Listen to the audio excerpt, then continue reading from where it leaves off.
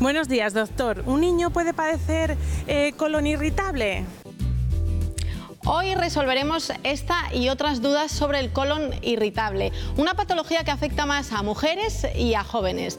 También haremos una visita al dentista para que nos cuente qué es el bruxismo. Y haremos también una visita, pasaremos por una sala de kinesis, donde se hace ejercicio de una forma muy especial. Comenzamos.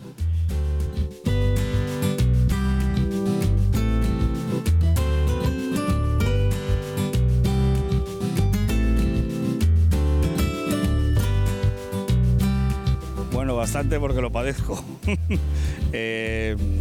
Hay problemas a veces de diarreas, a veces de estreñimientos, colitis mucosa, en fin, una gaita. Es complicado, sí.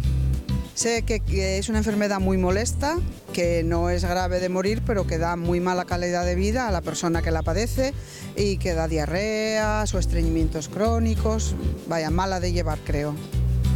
Es más o menos lo que sé, que afecta mucho a la gente que es nerviosa, que se afecta más por el estrés, más o menos es eso lo que sé del colon irritable. No lo padezco, gracias a Dios.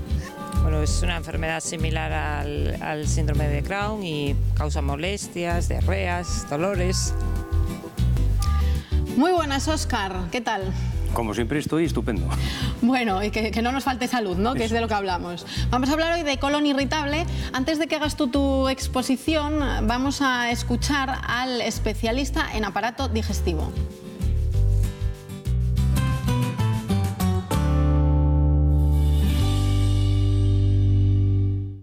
El síndrome del intestino irritable es una patología que se caracteriza por un cambio en la forma de ir al baño, acompañado habitualmente de dolor abdominal.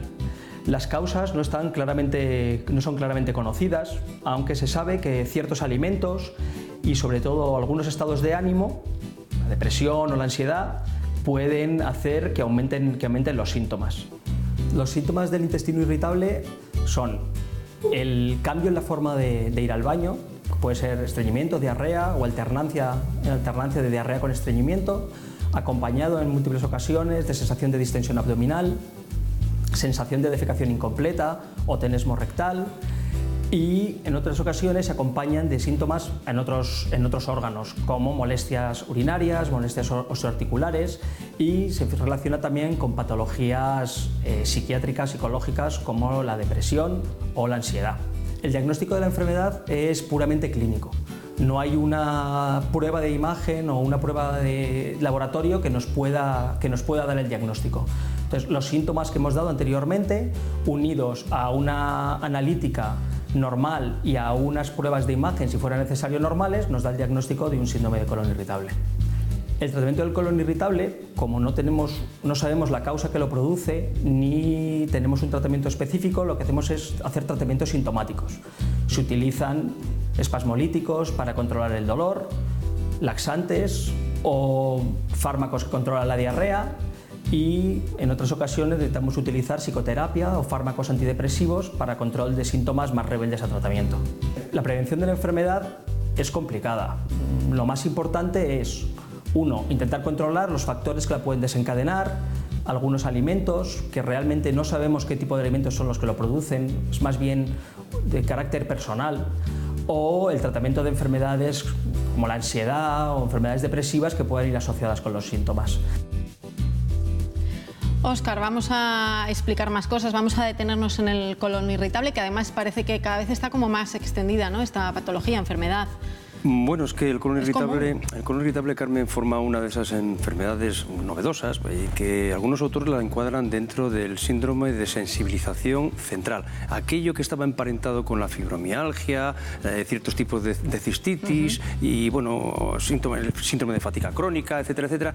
Digamos que en muchas ocasiones son parte enfermedades somáticas, es decir, del organismo como tal, de las células del funcionamiento, parte imbricadas también con con problemas psicológicos y familiares, y también parte con problemas sociales o psicosociales. Es decir, digamos que es una enfermedad más bien nueva y que además, para más INRI, además constituye un auténtico cajón desastre para los médicos. Es decir, el primer problema, como ha dicho nuestro digestólogo, el especialista en aparato digestivo, es que no sabemos las causas. Exacto. Y en medicina estamos... Eso es lo que te iba a mencionar, que lo ha dicho él, ¿no? Es que no sabemos qué pasa, por qué se produce. Claro, cuando en medicina hay algo que no sabes las causas, porque la tecnología y la investigación aún ha sido absolutamente incapaz de llegar a ello, pues digamos que acaba siendo lo que nosotros llamamos el cajón desastre, donde todo aquello que desconocemos lo metemos para allá y, en fin, pues empezamos a hacer lo que él ha dicho, como son los tratamientos sintomáticos.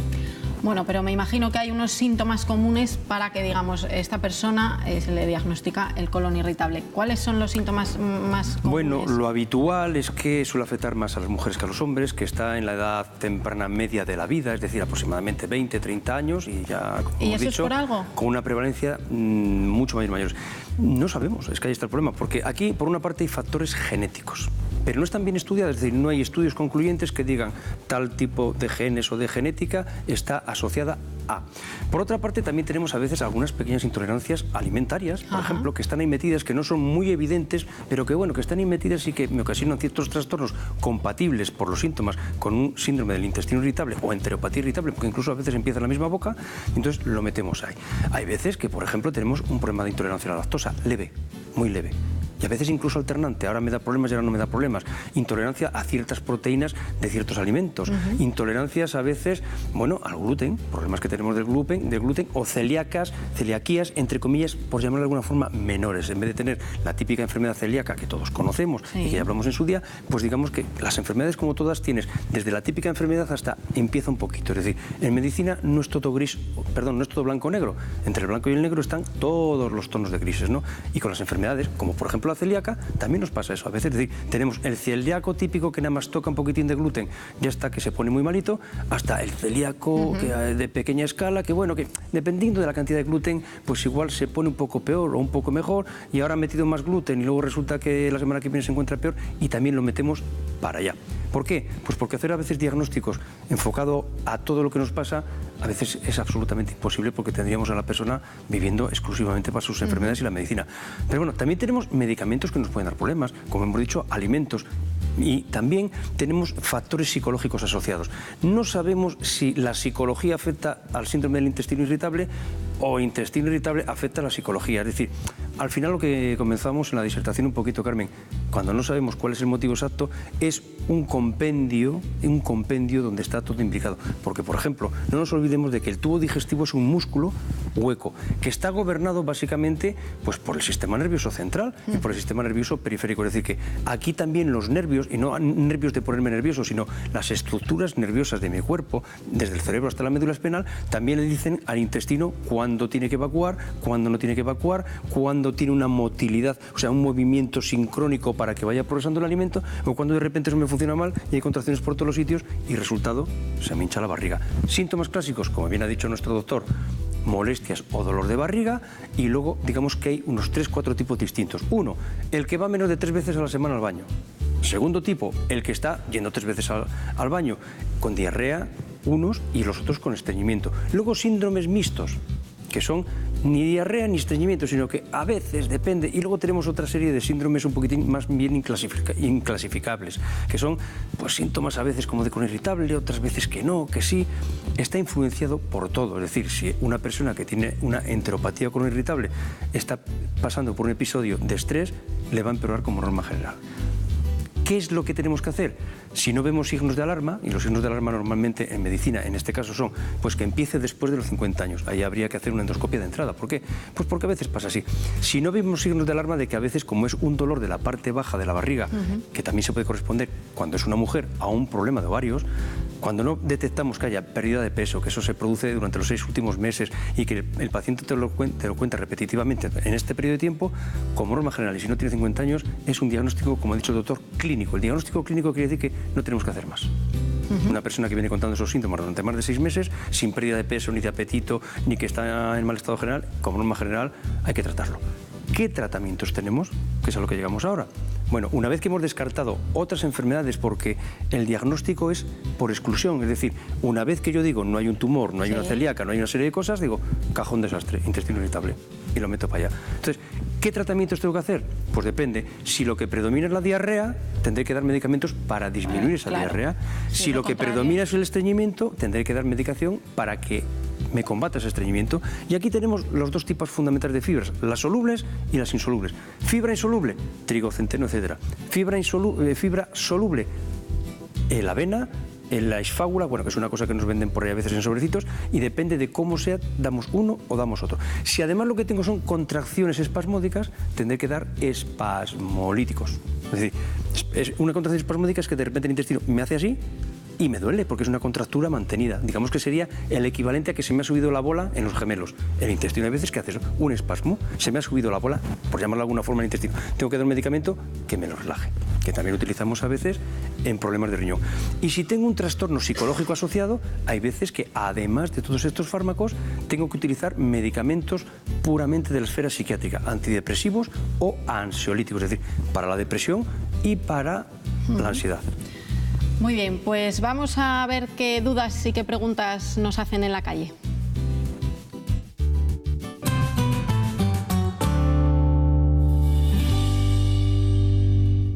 ¿Puede empeorar la ansiedad, el estrés, el síndrome del colon irritable?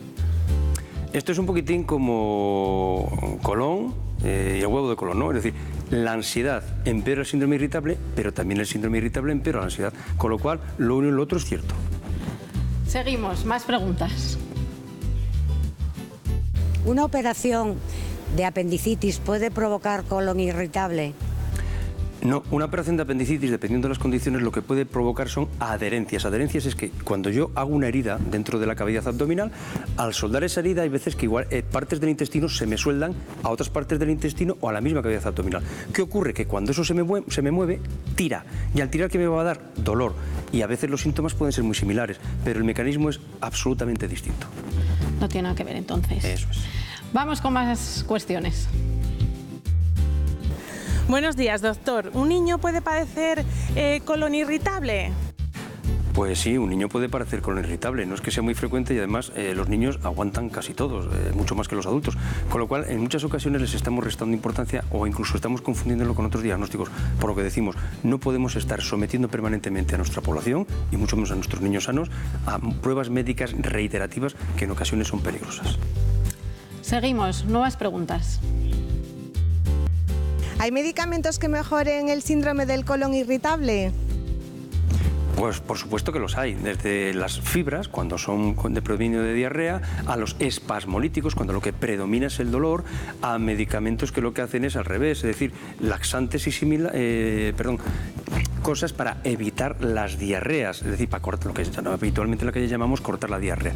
Dependiendo de qué tipo de colon irritable o síndrome de intestino irritable tenga, daré un medicamento u otro. Y a veces tengo que utilizar, además de eso, medicamentos de la esfera psicológica, porque muchas veces una crisis de ansiedad, aunque no sea una crisis, una ansiedad aumentada o unos tintes depresivos me pueden aumentar los síntomas de mi intestino. Por tanto, hay veces que lo que tengo que tratar son mis problemas o mi patología psicológica a la vez que la patología propiamente dicha del intestino. Y vamos con la última pregunta. ¿Cómo puede afectar el síndrome del intestino irritable al embarazo? El embarazo, como es un cambio hormonal fulgurante, es un torrente de hormonas que es el mayor que tiene una mujer, desde luego, entonces afecta de muchas formas. Hay mujeres que no tienen síndrome del intestino irritable y con un embarazo se las desencadena. Hay mujeres que lo tienen y el embarazo se lo empeora, y hay mujeres que lo tienen y el embarazo se lo mejora. Por tanto, dependiendo de lo que pase, pues habrá que tratar lo uno o lo otro, o simplemente no tratarla, porque también hay veces que mejora. Veo que es una enfermedad que se puede reaccionar de muy distintas formas según la persona. Sí, es totalmente independiente la enfermedad de nuestro estado en muchas ocasiones. Bueno, Óscar, pues ha llegado el turno de resumir toda la información de colon irritable que hemos expuesto en el programa. Bueno, pues hoy hemos hablado de una enfermedad que los médicos muchas veces no nos gusta mucho, porque como no sabemos qué es lo que es, tenemos el problema de que realmente a la hora de poner tratamiento tenemos muchas decepciones, porque los pacientes no van bien, ¿no? Lo primero es que tiene que hacer, en principio, no siempre, una dieta pobre en grasas y rica en proteínas. Es decir, hay que tomar carnes y pescados, Pero aquí tenemos un problema. No es precisamente una dieta muy saludable la de las carnes, por tanto, aquí llevamos la contraria a la dieta cardiosaludable. Desde luego que esto sí, y va bien para todo, tiene que comer despacio y masticar perfectamente bien. Es decir, más de 20 veces debiéramos masticar la comida y hacerlo despacito para que la saliva haga el efecto de limpieza de digestión. Hay que evitar, desde luego, los grandes atracones. Eso de las comidas copiosas no puede ser. Hay que comer más veces si es necesario, pero menos cantidad, para que así nuestro organismo, digamos, funcione mejor, nuestro tubo digestivo y no tenga esa sobrecarga. Desde luego que hay que evitar los alimentos que usted sabe que le sientan mal y que en cada persona son absolutamente distintos, por tanto, no podemos dar una norma general. Hay personas donde las sopas de sobre les sientan bien y a otras ni les va ni les viene. Hay personas que el cacao se les sienta mal y a otras no les sienta mal, con lo cual usted lo que tiene que hacer es distintas pruebas para ver qué es lo que le mejora y qué es lo que le empeora. Desde luego que si lo que predomina es la diarrea, tiene que quitar la leche y los excitantes, como el café, por ejemplo, pero sí que puede tomar pues, otros tipos de leche que no tengan contenido en lactosa, porque hay veces que la lactosa puede empeorarlo, hay veces, no siempre. Desde luego tiene que evitar las bebidas con gas, ya que casi siempre, indefectiblemente, todo síndrome del intestino irritable conlleva un aumento del perímetro, es decir, hay una acumulación de gases. No siempre, no siempre. Y luego tenemos que intentar evitar todas estas tipo de verduras que les estamos poniendo aquí, que volvemos a incidir un poquito. Depende hasta dónde, porque todo lo que ustedes están viendo en la pantalla puede ir mal para el intestino irritable, pero va muy bien para el corazón. Por tanto, dependiendo de si le da problemas, lo quita o no. Y desde luego, caminar. Probablemente detrás del síndrome del colon irritable y del intestino irritable hay una falta de ejercicio. De hecho, muchos de ustedes se habrán dado cuenta, cuando no tienen esta enfermedad, de que esas grandes estomagadas que cogemos en ciertas ocasiones, cuando estamos en celebraciones, después de esa gran comilona nos damos un buen paseo y en muchas ocasiones se quita. Por tanto, los que tengan el síndrome del intestino irritable, yo les recomiendo que prueben con una buena caminata después de comer. Serenos y tranquilos, posiblemente tendrán menos problemas.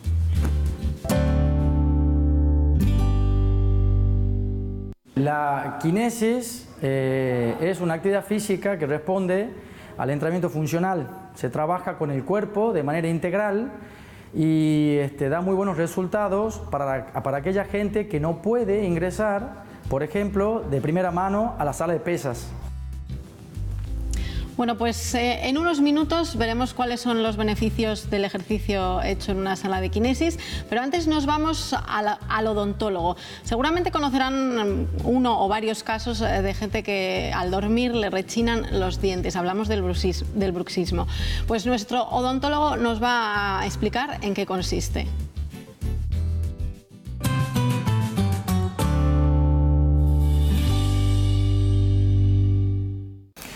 El bruxismo es una patología que está ocasionada porque los dientes no están perfectamente engranados. Aunque tengamos los dientes aparentemente alineados, cuando no existe un engranaje perfecto, es decir, cuando masticamos, si no se reparten las fuerzas adecuadamente a lo largo del eje mayor de cada diente, se producen unas fuerzas volcantes que hace que el organismo, inconscientemente el cerebro, por las noches sobre todo, y a veces también consecuencia del estrés que sufrimos todos por la competencia que hay diaria en nuestras vidas, pues queramos buscar esa estabilidad que no tenemos y por eso rechinamos. Como no tenemos una estabilidad, como nuestros dientes no encajan perfectamente, pues inconscientemente el organismo quiere buscarla para intentar relajar el organismo y lo que hace al final es apretar los dientes. Esa es la primera fase. Cuando el bruxismo es inconsciente, que normalmente es nocturno, casi siempre es por una falta de engranaje. A partir de ese momento, cuando ya empieza a ser consciente, es decir, si ya por el día, por la mañana, durante el trabajo o cuando estamos con nuestra gente de confianza, notamos que apretamos la musculatura, que mordemos fuerte, empieza a ser ya derivado además del estrés excesivo. Entonces, a partir de ese momento, no solamente tenemos que conseguir alinear nuestros dientes para que la función sea la correcta, sino que tenemos que ayudar con determinados medicamentos que hacen que se relaje esa musculatura y que dejemos de apretar, aplicar calor en la zona y algunos relajantes musculares que nos van a beneficiar muchísimo a estos síntomas, porque el bruxismo al final lo que provoca es la pérdida dentaria. Primero desgasta los dientes, después, como los ligamentos periodontales ya no pueden soportar las cargas que están sufriendo esos dientes, puesto que los ligamentos periodontales son como los amortiguadores de los coches, cuando ya no se puede soportar esa fuerza, esas fuerzas se transmiten a las zonas de soporte del diente, que son los ligamentos periodontales, que son el hueso alveolar y que es la encía. Entonces, si sufrimos una evolución crónica de bruxismo, lo que vamos a conseguir es que se pierda soporte dentario y a medio plazo los dientes empiezan a moverse y puedan llegar a perderse. Hay que colocar los dientes, hay que tener una buena higiene y hay que hacer que los dientes se engranen perfectamente para que nos duren toda la vida. Una férula oclusal es un dispositivo que utilizamos precisamente para evitar que los dientes de arriba entren en contacto con los dientes de abajo cuando no existe una correcta distribución de las fuerzas. Es decir, cuando nuestros dientes no están perfectamente colocados o tenemos mucha tensión y al apretar no se distribuyen adecuadamente las fuerzas durante la masticación, necesitamos poner algún dispositivo o interponer algo entre los dientes de arriba y los de abajo precisamente para que ni se desgasten los dientes por un lado y tampoco se sobrecarguen los dientes y las zonas de estructura que soportan esos dientes. Lo único es que no es la solución definitiva, ni muchísimo menos. Una férula oclusal sirve de manera eventual para que en un tiempo determinado, en el que tenemos mucho estrés, por ejemplo, estos dientes no se sobrecarguen, pero no vamos a conseguir eliminar esos hábitos de bruxismo o de apretamiento de los dientes hasta que no consigamos que nuestros dientes estén perfectamente engranados. De hecho, la única manera de que desaparezca el bruxismo de nuestras vidas es alinear nuestros dientes de la mejor manera para que el engranaje sea tan adecuado que las fuerzas se distribuyan adecuadamente y ni sobrecarguemos las zonas de soporte de los dientes ni sobrecarguemos nuestras articulaciones temporomandibulares que hacen que a medio plazo nos duela muchísimo la cabeza y que tengamos problemas cervicales. La verdad es que, bueno, hay unas cifras muy altas y yo digo, es que la verdad, si es dormida, yo no sé si lo hago o no. Desgastado no tengo desgastado el asunto, pero tengo un hermano que lo hace hasta de día y realmente da un poco de grima el ruido. Sí, antiguamente y sobre todo en los niños se decía que cuando los niños rechinaban los dientes es que tenían lombrices. No sé si te acordarás, sí, cierto. Pero seguro que nuestros queridos ¿Cierto? televidentes lo recordarán, que es que el niño tiene lombrices y a más de uno le enchufaron por ahí algún enema de estos que hacían con ajo y no sé cuántas que hacían nuestras abuelas para que saliesen las lombrices, que nunca salían, por supuesto. Bueno, vamos a cambiar de tema. Nos vamos, lo dijimos al principio del programa, a una sala de kinesis. No sé si les suena o no, pero vamos a ver qué beneficios tiene el ejercicio que se hace allí.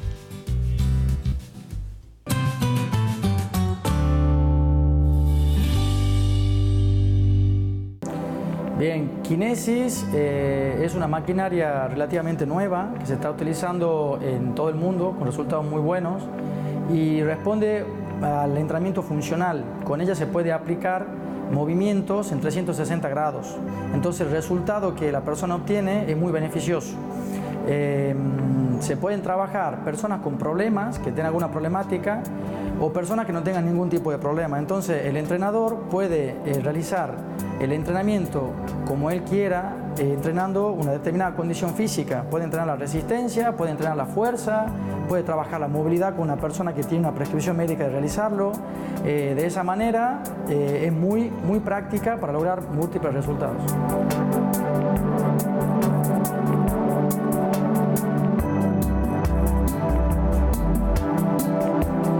Kinesis tiene resultados para la salud en muchos aspectos, principalmente que la atención que uno tiene con la persona es muy puntual. Los grupos son semi-personalizados y los resultados son muy buenos.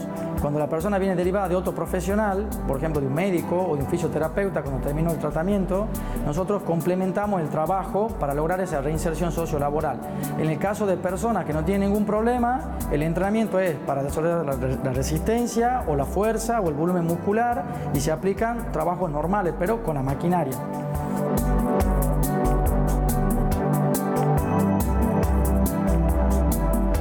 Kinesis se puede aplicar para un gran número de patologías. Tenemos un gran número de personas con problemas en la columna, con problemas osteoarticulares, vendría a ser, muchos problemas de hombro, personas que tienen problemas de hombro y que necesitan seguir haciendo su vida diaria. Y el médico les recomienda que haga actividad física, pero no saben qué actividad física hacer.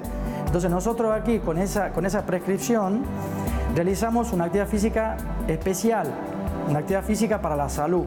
No es rehabilitación, es una actividad física para la salud, para complementar dicho tratamiento. Entonces, nos encontramos con personas que están pendientes de operaciones para hernias discales y hacemos un trabajo de apoyo muscular. Para personas que también vienen derivadas de un psicólogo, también si están con depresión, también se le puede hacer un trabajo aquí adentro. Personas que tienen artrodesis en la columna, también se hace un trabajo de complemento para trabajar aquellas partes que necesiten.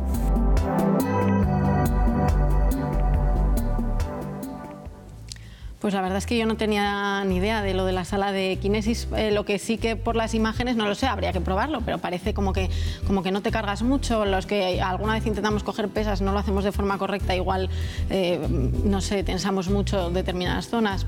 Esa es la impresión que me ha dado, ¿eh? Sí, bueno, a mí realmente pues todas estas cosas que son actividades deportivas no cabe duda de que buenas son todas, sin ninguna duda. A mí particularmente me gustan más las actividades al aire libre, por supuesto, porque entre cuatro paredes a mí como que no me gusta mucho, pero en fin, todo lo que sea mover el esqueleto, desde luego, es sano. Y si además tenemos un buen entrenador que nos guíe, mucho mejor. Óscar, gracias por estar un día más conmigo. Bueno, como siempre, soy repetitivo, ha sido un placer estar contigo y también con todos ustedes. Y nosotros seguimos preparando más contenidos relacionados con salud y con bienestar para el próximo programa. Les esperamos. Hasta entonces.